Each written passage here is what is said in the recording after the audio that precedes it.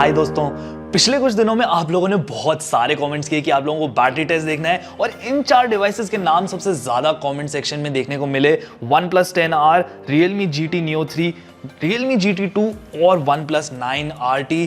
अब अगर हम डिज़ाइन की बात करें यहाँ पे तो OnePlus 10R और GT Neo 3 ऑलमोस्ट सिमिलर से दिखते हैं, पर थोड़ा ज़्यादा मॉडर्न लुकिंग अपना OnePlus 10R है क्योंकि इसमें बॉक्सी लुकिंग फील हमको मिलती है। और जो अपना यहाँ पे Realme Neo 3 है वो हल्का सा यहाँ पे कर्व्ड है।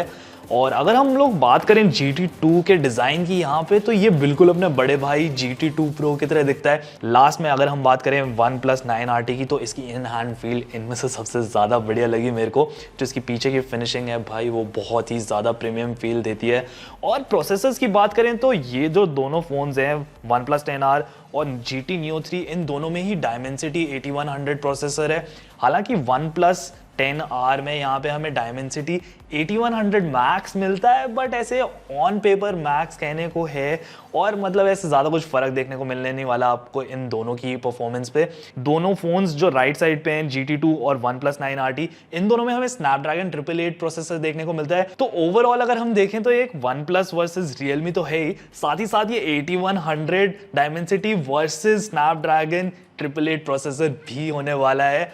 खैर ये सब रही पेपर स्पेसिफिकेशंस की बात, हम लोग सीधे चलते हैं अपने MSP style epic battery test पे।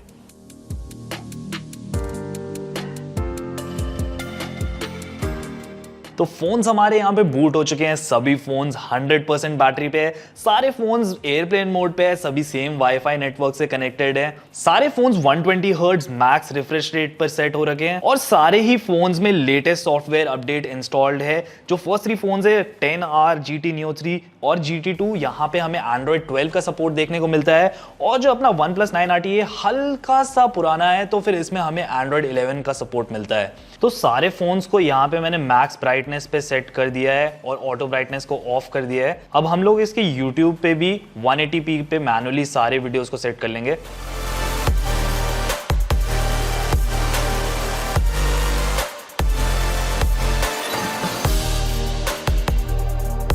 डिस्प्ले की बात करें यहाँ पे तो फिर सारे फोन्स में AMOLED डिस्प्ले है। जो OnePlus 10R और Realme GT Neo 3 है इन दोनों में ही 6.7 इंच का स्क्रीन है और अपना GT2 और OnePlus 9 RT में हमें 6.62 इंच की स्क्रीन मिलती है। और व्यूइंग एंगल्स और मीडिया कंजम्पशन के ड्यूरिंग आपको कोई भी दिक्कत नहीं होने वाली है इनमें से चारों में से किसी भी फ़ोन में। एक और डिफरेंस है वो है पंच होल का, जो अपना OnePlus 10R है और GT Neo 3 है दोनों में सेंटर्ड है और बाकी दोनों फोन्स GT2 और 9 RT में लेफ्ट को अलाइंड है। अब जल्दी से हम लोग चेक कर लेते हैं चारों फोन्स की ब्राइटनेस को। तो जो अपना 10R है उसमें हमें 670 680 के अराउंड हमें मैक्सिमम ब्राइटनेस देखने को मिल रही है। तो यहाँ पे भी काफ़ी सिमिलर 680 690 तक की, GT2 की 660। बात करें OnePlus 9 RT की तो यहाँ पर भी हमें जो मैक्सिमम ब्राइटनेस है वो 680 के आसपास देखने को मिल रही है। तो ओवरऑल चारों ही फोन्स में ब्राइटनेस भी काफ़ी आसपास ही है। 1020 आपको निट्स का फ़र्क मिलेगा बट ऐसे कोई ज़्यादा डिफरेंस नहीं है।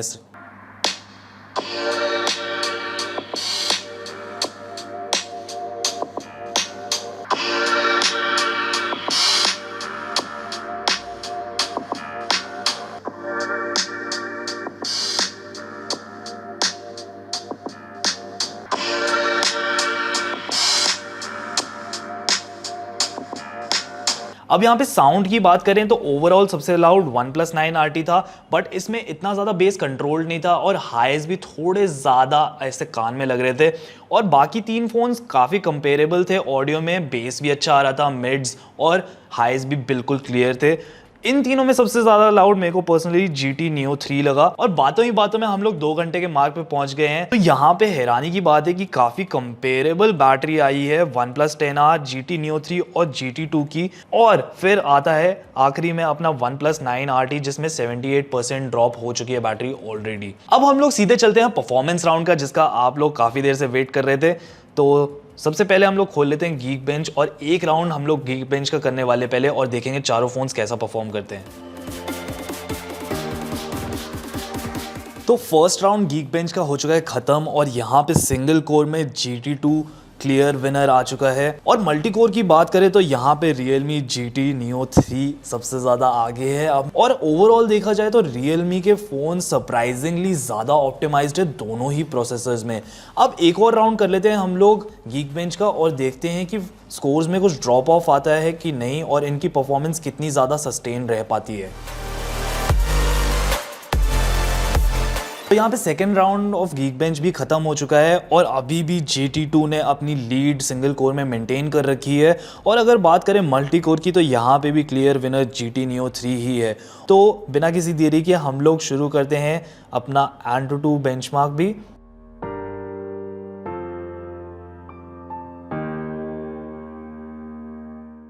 तो फर्स्ट राउंड खत्म हो चुका है और यहाँ पे सबसे तगड़ी लीड है GT Neo 3 के पास, मतलब आसपास भी नहीं है बाकी के फ़ोन्स। अगर मैं बात करूं नियरेस्ट है इसके वो है OnePlus 9RT जो कि इससे कम से कम 1 लाख स्कोर पीछे है। और बात करें CPU, GPU, मेमोरी मैनेजमेंट या फिर यूज़र एक्सपीरियंस की, सारे ही मामले में GT Neo 3 ऊपर आता है इन सारे ही फ़ोन्स से।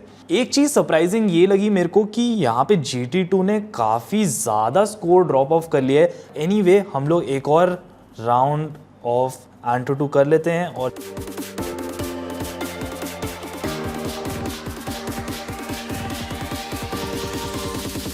तो सेकेंड राउंड भी ख़त्म हो चुका है AnTuTu का और मैं काफ़ी ज़्यादा डिसअपॉइंटेड हूँ GT2 से, क्योंकि इसने अपना परफॉर्मेंस और ज़्यादा ड्रॉप ऑफ कर लिया है। और यहाँ पे देखें Realme GT Neo 3 को तो अभी भी इसने लीड मेंटेन करके रख रखी है, बाकी सारे कॉम्पिटिटर्स से ये सबसे आगे है। और उसके बाद बात करें तो फिर यहाँ पे OnePlus 10R सेकेंड नंबर पे आता है, CPU, GPU, मेमोरी मैनेजमेंट। अब एक बार जल्दी से सबका स्टोरेज टेस्ट भी कर लेते हैं और इनकी स्टोरेज स्पीड भी टेस्ट कर लेते हैं। तो यहाँ पर भी एक क्लियर विनर निकल कर आता है जो कि है Realme GT Neo 3, जो कि थोड़ा बहुत आसपास इसके पहुंच पाया फ़ोन वो है OnePlus 10R और बाकी दोनों फ़ोन्स काफ़ी ज़्यादा पीछे रह जाते हैं। और इन जनरल वैसे तो मैं ऑनेस्टली बताऊं तो डे टू डे यूजेज में आपको इसकी स्टोरेज में कोई फ़र्क नहीं पता चलने वाला। फाइल्स इधर से उधर कॉपी करने में, अलग अलग ऐप्स खोलने में कोई ज़्यादा फ़र्क पता नहीं चलेगा। सारे फ़ोन्स में हम लोगों ने 15 मिनट्स का टाइमर सेट कर लिया और हम लोग थ्रॉटल करने हैं 15 मिनट के लिए स्ट्रेट।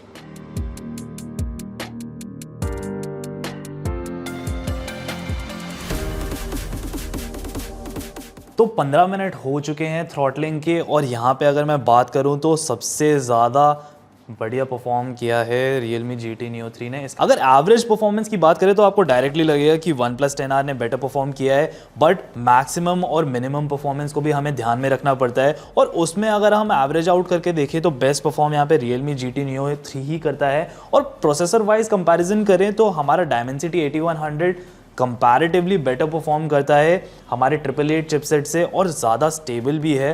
तो 3 घंटे बीत चुके हैं और एक इंटरेस्टिंग चीज़ दिखाता हूँ आप लोगों को, वो ये है कि जो अपने OnePlus के फ़ोन्स हैं उसने पूरा सेटिंग्स और YouTube स्टार्टिंग से जो भी हम लोग चला रहे थे वो सब अपनी मेमोरी में रख रखा है।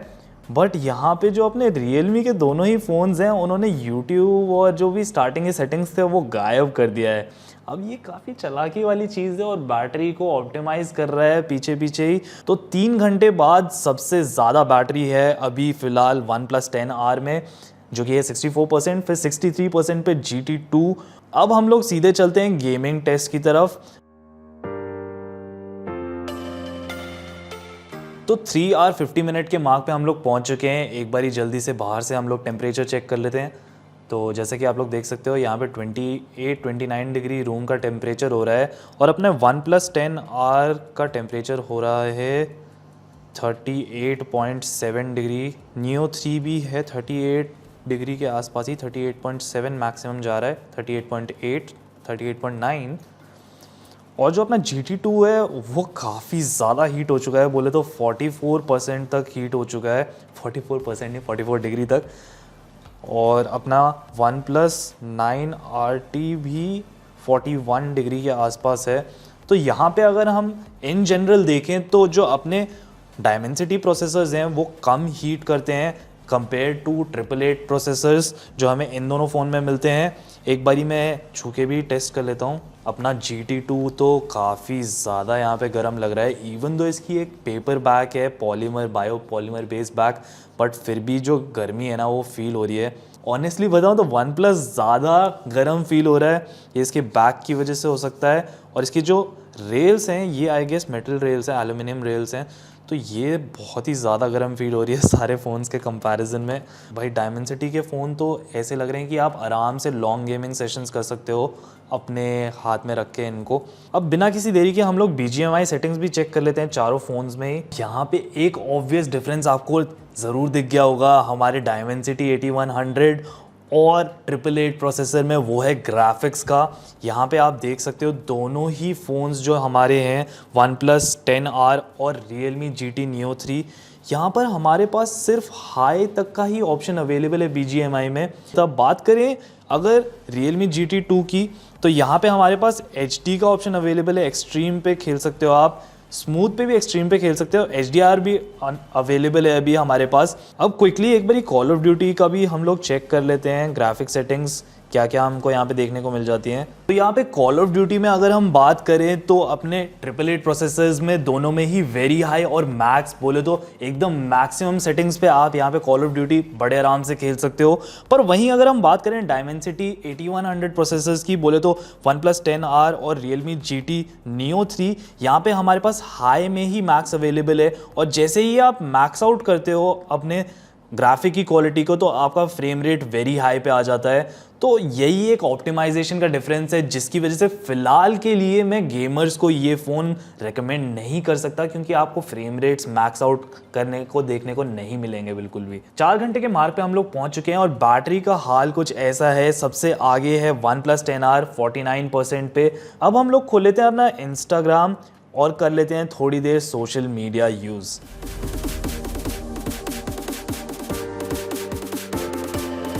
अब हम लोग चलते हैं कैमरास की तरफ और कर लेते हैं थोड़ी वीडियो शेडियो रिकॉर्ड। 30 मिनट्स के लिए हम लोग वीडियो रिकॉर्ड करेंगे और फिर हम लोग फ़ोन का टेम्परेचर और बैटरी दोनों ही वापस से चेक करेंगे। वीडियो सेटिंग्स की बात करें तो सारे ही फ़ोन्स में 4K अवेलेबल है और 60 FPS भी है, तो हम लोग 4K 60 FPS पे सारे ही फ़ोन्स में टेस्ट करने वाले हैं।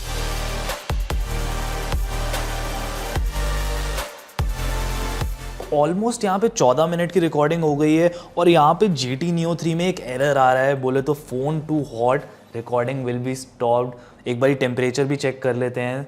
रूम टेम्परेचर हो रहा है अराउंड 29 डिग्री सेल्सियस और हमारे OnePlus 10 Pro हो रहा है 47 डिग्री सेल्सियस, जो कि काफ़ी ज़्यादा गर्म है। और यहाँ पे हमारा GT Neo 3 पहुँच चुका है 48 डिग्री सेल्सियस पे। और बात करें GT2 की तो यहाँ पे GT2 हो रहा है 46 डिग्री सेल्सियस और OnePlus 9RT हो रहा है 44 डिग्री सेल्सियस, जो कि काफ़ी सरप्राइजिंग है। यहाँ पे जो हमारे 888 प्रोसेसर्स हैं वो काफ़ी ठंडे हैं in comparison to Dimensity 8100 processors. 5 घंटे होने वाले हैं, एक बारी हम लोग रूम टेम्परेचर वापस से मेजर कर लेते हैं। 29 के अराउंड टेम्परेचर हो रहा है रूम का और पूरी रिकॉर्डिंग में हम लोगों का टेम्परेचर यहाँ पे OnePlus 10 Pro में मैक्सिमम गया 48.3 degree Celsius. Realme GT Neo का ऑलमोस्ट 48 डिग्री सेल्सियस और यहाँ पे एरर भी हमको देखने को मिल रहा था। हालांकि इसने पूरे आधे घंटे की ऑलमोस्ट रिकॉर्डिंग खींच ही ली एरर के साथ ही। और यहाँ पे GT2 की बात करें तो ये हो रहा है 46.5 डिग्री सेल्सियस और अपना OnePlus 9RT सबसे ठंडा है 45.3 डिग्री सेल्सियस। तो 5 घंटे के मार्क पे हम लोग पहुंच चुके हैं। जल्दी से सारे फ़ोन्स का बैटरी स्टेटस भी चेक कर लेते हैं। यहाँ पे सबसे आगे अभी फ़िलहाल है GT2 26% पे। सारे फ़ोन्स ने हल्की हल्की सी ब्राइटनेस ड्रॉप कर दी है, हालांकि GT2 सबसे ब्राइट अभी देखने को मिल रहा है। तो 5 घंटे हो चुके हैं, अब हम वापस से थोड़ा सोशल मीडिया यूज़ कर लेते हैं और स्क्रॉल कर लेते हैं थोड़ी सी रील्स। अच्छा, अब जल्दी से एक और चीज़ चेक कर लेते हैं कि बैकग्राउंड में इन्होंने कौन कौन सी ऐप्स खोल के रखी है। बोले तो सारे ही फ़ोन्स ने। तो यहाँ पे OnePlus 9RT ने सब कुछ रिटेन कर रखा है। फर्स्ट चीज़ हमने सेटिंग्स खोली थी और वो भी अभी तक रिटेन करके रखी हुई है, जो कि काफ़ी अच्छी बात है। यहाँ पे GT2 Pro ने तो बस लास्ट ऐप बोले तो Android 2 बेंचमार्क जब हमने बैटरी टेस्ट की थी उसके पीछे का सब कुछ गायब हो चुका है। और यहाँ पे Realme के GT Neo 3 ने भी सेम चीज़ करी है। अब बैकग्राउंड में से इतनी सारी ऐप्स क्लियर कर दी है तो बैटरी पे कुछ ना कुछ फ़र्क तो डेफिनेटली पड़ेगा। और अगर हम बात करें यहाँ पे OnePlus 10R की, तो इसने भी सारी ही ऐप्स को बड़ी ही अच्छी तरीके से रिटेन कर लिया है। तो वापस चलते हैं अपने रील्स पर।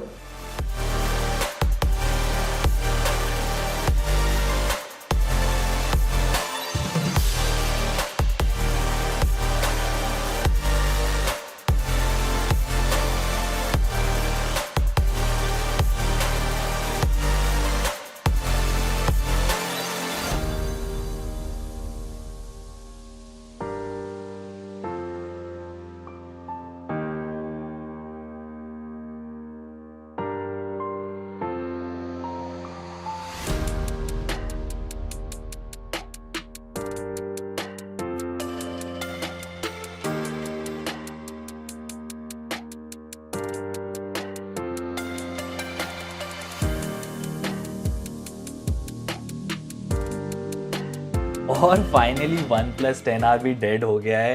तो ये है फाइनल बैटरी ड्रेन रिजल्ट्स। इन फ़ोन के ओवरऑल बैटरी टाइम्स में बहुत ज़्यादा फर्क नहीं था। सभी फ़ोन्स 6 से 7 घंटे का स्क्रीन ऑन टाइम यहाँ पर दे पाए, और रियल लाइफ में भी आप मान सकते हो लगभग एक दिन सारे ही फ़ोन्स चल जाएंगे आपके, और एकदम लाइट यूजेज करोगे आप तो शायद 1.5 दिन तक भी खिंच जाए। लेकिन कोई भी फ़ोन ऐसा बैटरी बीस्ट टाइप नहीं था। और इनके बैटरी साइज के हिसाब से एवरेज बैटरी ड्रेन आप देखोगे तो सबसे स्लो बैटरी लूज करी है OnePlus 10R ने, और बाकी सभी फोन्स लगभग बराबर से ही थे। अब राउंड वाइज ब्रेकअप का भी सीन देखें तो यहाँ पर भी OnePlus 10R ज्यादातर टाइम सबसे स्लो बैटरी ड्रेन कर रहा था, और सिर्फ कैमरा राउंड ऐसा था जिसमें इसने सबसे ज्यादा बैटरी लूज करी। और आपको याद ही होगा कि वहाँ ये बहुत ज्यादा गर्म भी हो गया था। इसका एकदम उल्टा था OnePlus 9RT, ज्यादातर सबसे तेज बैटरी लूज कर रहा था, पर कैमरा राउंड में इसने सबसे कम बैटरी लूज करी। और Realme के दोनों ही फोन्स का परफॉर्मेंस काफी बराबर सा ही था, और आपको पता ही है GT2 में थोड़ी सी एक्स्ट्रा बैटरी मिलती है तो उसका बेनिफिट इसको मिल ही गया। बाकी यार परफॉर्मेंस की बात करें तो बेंचमार्क राउंड्स में आपने देखा होगा डेफिनेटली Dimensity 8100 और 8100 Max काफी तगड़े थे हीटिंग एंड थ्रॉटलिंग कंट्रोल करने में, जिसमें आपने देखा ही होगा स्नैपड्रैगन 888 की थोड़ी सी हालत खराब हो गई थी। लेकिन वीडियो रिकॉर्डिंग जो सबसे हैवी काम होता है वहां पे हमने देखा कि Dimensity फोन्स की हालत टाइट हो गई थी बोले तो काफी स्ट्रगल कर रहे थे, और वहां 888 वाले फोन्स ने बेटर परफॉर्म किया। ओवरऑल वैसे सारे ही फोन्स परफॉर्मेंस के मामले में A1 है, और मुझे नहीं लगता कि कैजुअल यूजर को ऐसे कोई परफॉर्मेंस इशू आएगा। वैसे एक चीज आपको बता देता हूं कि हमारे पास जो OnePlus 10R और GT Neo 3 है ना, उसके दोनों के टॉप एंड मॉडल है जिसमें 4500 mAh की बैटरी मिलती है। तो अगर आप इनका बेस मॉडल बोले तो 80 वॉट वाला लोगे तो उसमें आपको 5000 mAh की बैटरी मिलेगी, मतलब 500 mAh बैटरी एक्स्ट्रा, बोले तो आधा घंटा एक्स्ट्रा चल जाएंगे आपके दोनों ही फोन्स। इससे चलते हैं सीधे चार्जिंग टेस्ट की तरफ। तो यहाँ बड़ा सिंपल इक्वेशन है, दोनों स्नैपड्रैगन के फोन्स में 65 वॉट चार्जिंग है, और दोनों Dimensity फोन्स में एकदम तूफानी 150 वॉट की चार्जिंग। अब यार एक दिक्कत हो गई थी यहाँ पे, Realme GT2 जिस प्लग से चार्ज हो रहा था ना वो चल नहीं रहा था। तो लगभग 3 मिनट बाद मैंने उसे नए प्लग में लगाया, और आप मान सकते हो कि 3 मिनट बाद से इसकी चार्जिंग शुरू हुई है। खैर आप देख सकते हो कि बाकी 3 फोन्स में 5 मिनट के मार्क पर ज्यादा फर्क नहीं दिख रहा है 150 वॉट और 65 वॉट चार्जिंग के बीच में। इनफैक्ट 10 मिनट आते आते ही आपको तीनों फोन्स 50% के आसपास दिखेंगे, और 15 मिनट के मार्क पर फाइनली थोड़ा आगे निकले हैं 150 वॉट वाले फोन 70s में आ गए हैं। लेकिन 9RT अभी भी 65 पे ही है, और यही तूफानी स्पीड कंटिन्यू करते हुए OnePlus 10R सबसे पहले 100% टच हो गया है सिर्फ 22 मिनट्स में, और उसके 2 मिनट बाद GT Neo 3 भी टच हो गया 100%, एंड 30 मिनट मार्क पहुंचते ही OnePlus 9RT भी 100% चार्ज हो गया है। GT2 जैसे मैंने बताया था यार थोड़ा सा लेट चार्ज होना स्टार्ट हुआ था, तो यहाँ पे लगभग 10 मिनट और लगे इसे फुल होने में। वैसे बैटरी भी इसमें सबसे बड़ी है। खैर ये हैं ओवरऑल बैटरी रिजल्ट्स। और यार सच बताऊं तो 150 वॉट और 120 वॉट चार्जिंग स्पीड जो है ना एकदम जेन जी को टारगेट करके बनाई गई है। मतलब आप ऐसे देखते हो कि 10 मिनट में आजकल आपकी सब्जियां आ जाती हैं, आप ऐप से ऑर्डर करते हो, और भाई ऐसी ही लाइफ में अगर 20 मिनट में आपका फोन भी चार्ज हो जाए तो भाई क्या ही बात है। पर ऑनेस्टली बताऊं तो 150 वॉट और 65 वॉट में सिर्फ 10-15 मिनट का फर्क लगता है फुल चार्ज होने में। खैर ये था हमारा आज का बैटरी टेस्ट। इन सारे फोन्स में से ऐसे कोई ओवरऑल विनर निकल कर नहीं आया। सारे ही फोन्स ठीक ठाक बैटरी लाइफ दे देते हैं और अच्छी खासी फास्ट चार्जिंग स्पीड देते हैं। मेरा पर्सनल फेवरेट अगर मैं बताऊं तो GT Neo 3 होगा। क्योंकि यहाँ पे काफ़ी वैल्यू फ़ोन है, परफॉर्मेंस भी अच्छी देता है, फट से चार्ज भी हो जाता है और बैटरी भी काफ़ी सही लंबी चल जाती है इसकी। और मैं यार पर्सनली इस पे गेमिंग ट्राई करने के लिए सबसे ज़्यादा एक्साइटेड हूँ। 20 से ज़्यादा कमेंट्स हो गए ना तो यार हम लोग डेफिनेटली करेंगे extreme gaming test GT Neo 3 का। तब तक के लिए this is Hrithik from my smart price और मैं आप लोगों को मिलता हूँ अगले वीडियो में।